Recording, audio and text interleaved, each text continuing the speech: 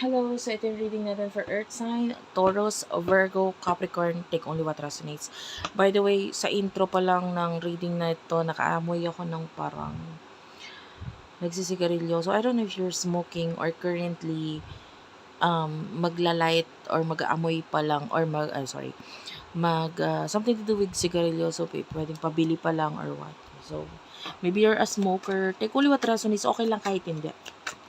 If you want to book a personal reading, dyan na lang po sa aming details or description box dyan sa baba. Pwede kang mag-check kung saan ka pwedeng magpabook. Open ako sa video call if you want to video call. A recorded reading is also possible. Dyan, check mo na lang dyan sa description box kung paano gawin or makapagpa-personal reading sa akin. I highly suggest doon sa aming Facebook page, okay? Pwede sa Gmail or what, but I highly suggest sa page kasi hindi makakapag-send or hindi nakakapag-send ng photo sa aming Gmail. Hindi nag-push through or hindi nagpo-proceed yung email yan ng aking mga admin, so I don't know what's wrong. Anyway, you do over the 6 of Swords, the 3 of Cups, the 4 of Swords, Gemini, Libra, Aquarius, Cancer, Scorpio, Pisces energy. Bottom of the deck, you do have here the 10 of Pentacles. Ayan. So, sa nakikita natin dito, you're moving on. Part of you is gusto mo pa rin makapag-reconcile dito sa person in the past. Pero with the 4 of Swords, wala kang magawa. Kumbaga masakit para sa'yo na nawala or wala na itong person na to. Kaya nga nandun pa rin yung naghahangad ka eh. Gusto mo pa rin makapag-reconcile. Yung iba pwedeng may friendship or ang hirap kasing pakawalan nitong taong to, lalo na kung naging kaibigan mo siya or lahat. Kumbaga, sa kanya mo na i-open ang sarili mo. Naging totoo ka sa kanya. And now with the Six of Swords, no choice ka but to move on. And with the Four of Swords, wala ka lang kasi talaga magawa but to move on for now dito sa connection na to.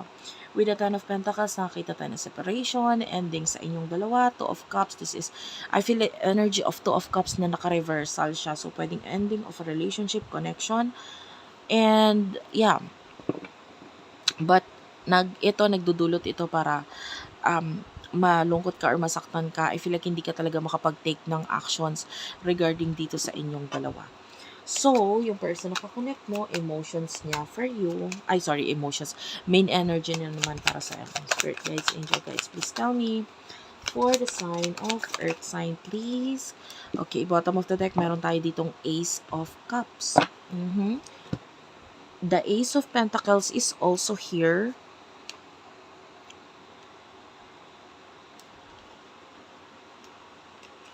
King of Wands, the World. Ayan, Major Arcana, the World. So, nakikita natin, this could be a new person or a past person. The World, so, actually feeling niya nagkaroon na ng completion or ending sa inyong dalawa. Pero mahal ka niya. The King of Wands and the Ace of Cups is feeling like itong person na to, mahal ka niya. Mahal ka niya. Pero pilit niyang inuunawa yung mga nangyari sa inyong dalawa. Maybe yung pamilya mo, if you do have family na involved dito sa separation ninyong dalawa, pilit niyang inuunawa yon. And you do have here the World. So, kung nagkaroon ng completion or ending sa connection ninyong dalawa, itong person na to, of course, tinitignan niya rin, parang ayaw niya kasing makasagabal or maging toxic sa'yo or sa family mo. So, with the Ace of Pentacles, nagpo-focus na lang siya sa mga new beginnings niya, etc. At saka yun yung way niya para kung paano niya ipapakita yung pagmamahal niya sa'yo nang hindi niya pinapakita. Okay? It's like, nirarespeto ko yung decision mo, nirarespeto ko yung nagiging connection natin dahil kung hindi talaga tayo, hindi talaga tayo. At wala akong magagawa doon, hindi ako para ipilit ang sarili ko sa'yo. Okay? So, emotionally, anong emotions ninyo sa isa't isa? Spirit guides, angel guides, what we have here for earth sign, Taurus, Virgo, and Capricorn.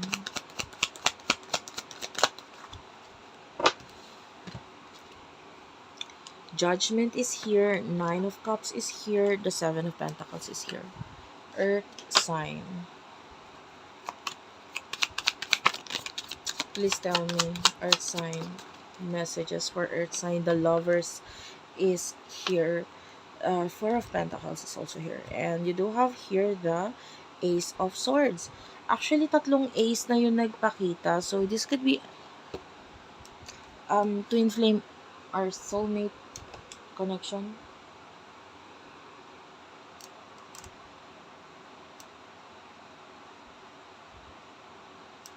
May narinig ako na parang ano ba yun? Parang daga or kalahi ng daga. Like mouse or ano tawag dito? Hamster. Yeah. Something to do with that. This could be a reading. Pwede rin namang hindi ka makarelate doon sa sinabi ko na yun. Okay lang, kung hindi ka nakaka-relate, huwag mo kunin yung message na yun. And I'm feeling like itong person na to is emotionally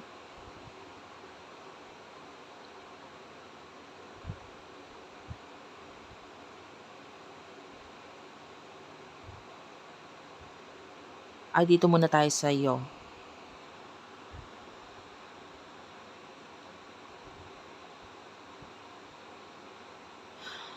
Okay. So, I feel like may mga bagay ka na hinahanap ngayon na wala sa harapan mo. Like, wala sa paligid mo or sa sitwasyon mo ngayon. And the Nine of Cups, feeling mo nagkaroon ka ng mga pagkakamaling desisyon sa buhay, etc. With the Seven of Pentacles, nandun yung gusto mong balikan, yung mga pangyayari, gusto mong balikan, yung mga sinabi mo, and etc. Dito might be sa connection ninyo sa person na ito, or sa kung bakit naging ganyan yung sitwasyon ninyo ngayon is pwedeng malaki ang involvement na kung paano ka nakipag-connect or ano yung mga sinabi mo in the past sa kanya. And may mga pagsisisi doon. The Lovers and the Four of Pentacles, emotionally, itong person, sabi ko nga, mahal ka niya, di ba? Kaya willing siyang itindihin kung ano man yung mga decision mo sa buhay. And I feel like part of this person gusto kanyang maging rebellious. I don't know, maybe kasi if ever na hindi okay or hindi pwede yung connection ninyo, is parang gusto niya maging rebellious ka or sundin mo kung ano yung gusto mo kasi I feel like parang ganun yung energy niya ha. This is your person talking. Sundin mo kung ano yung gusto mo. Alam ko naman kung ano yung totoo and nandito lang ako para sa'yo. The Four of Pentacles, this person is restricted. Parang may pagbablock or pag-i-stop kung paano siya makakapag-deliver ng message or communication sa'yo. Like someone is stopping this person. May nag-i-stop sa kanya. Or may nagiging dahilan kung bakit hindi siya makapag-message or makipag-connect or makapag-communicate sa'yo. And I will just pause this video para isulat yun kasi I like that as the title of this video. Okay. So, with the Ace of Swords, Gemini, Libra, Aquarius energy, lagi kang iniisip ng person na to, pero syempre hanggang isip na lang yun. Mahal ka niya, pero I feel like gusto niya rin mo nang ma-experience mo yung karma. Like maybe alam niya na you're going through your karma and of course ayaw niyang makasagabal doon. Yung kumbaga kung may mga lessons kang dapat matutunan with regards sa karma. And feeling niya, sige, kaya mo yan, pagdaanan mo yan. Napagdaanan ko na yan and I'm okay. I'm already focusing dito sa another chapter of my life and I feel like ito person na to nandun yung nagkakaroon siya ng acceptance dun sa mga bagay sa paligid niya, mga tao sa paligid niya, sitwasyon niya, etc. And pwede nagsisimula nga siya ulit without you. And feeling, alam mo yung malakas din yung pakiramdam nitong person na to, nararamdaman niya na nasasaktan ka rin. So what will happen in the near future for the both of you? Spirit guides, angel guides for Earth sign. Seven of Swords is here. The Seven of Wands. Nakaamoy ako ng luya. This could be a reading. The Magician. Okay.